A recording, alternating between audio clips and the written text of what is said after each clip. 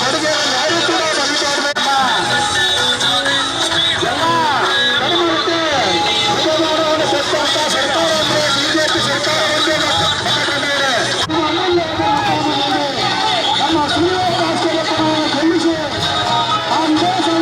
ಶ್ರೀನಿವಾಸ ದಾಸರಪ್ಪನವರು ಮತಯಾಚನೆಗಾಗಿ ನಿಮ್ಮ ಊರಿನ ನಿಮ್ಮ ಬೀದಿಯಲ್ಲಿ ಬಂದಿದ್ದಾರೆ.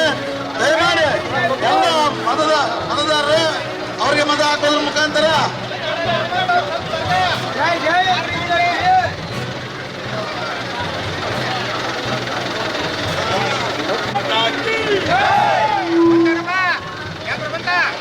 ಬಿಸಿಲು ನಿಲ್ಸ್ಕೊಂಡಿರಿ ಆ ಕಡೆ ಬಿಸಿಲು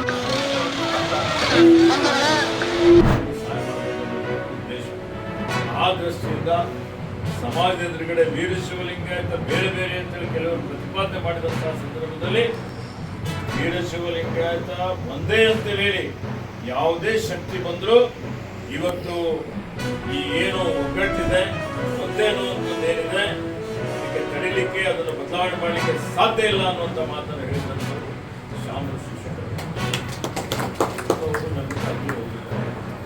ಅವರ ದಾರಿಯಲ್ಲಿ ಮಲ್ಲಿಕಾರ್ಜುನ ನಡೀತಾ ಇದ್ದಾರೆ, ಮಂತ್ರಿಗಳಾಗಿ ಸೇವೆ ಮಾಡ್ತಾ ಇದ್ದಾರೆ.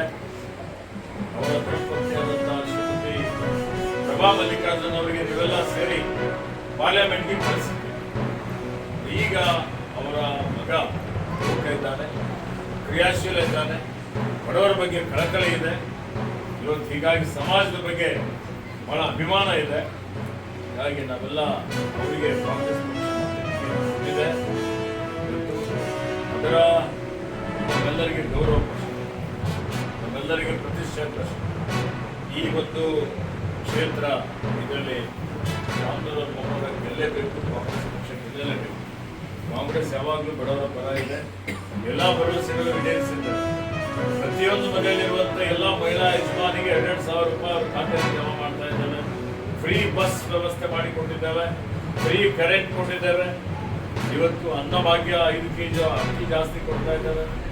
ಇವತ್ತು ನಿರುದ್ಯೋಗಿ ಯುವಕರಿಗೆ ಭತ್ಯೆ ಕೊಡ್ತಾ ಇದ್ದೇವೆ, ಅಭಿವೃದ್ಧಿನೂ ಮಾಡ್ತಾ ಇದ್ದೇವೆ. ಹೀಗಾಗಿ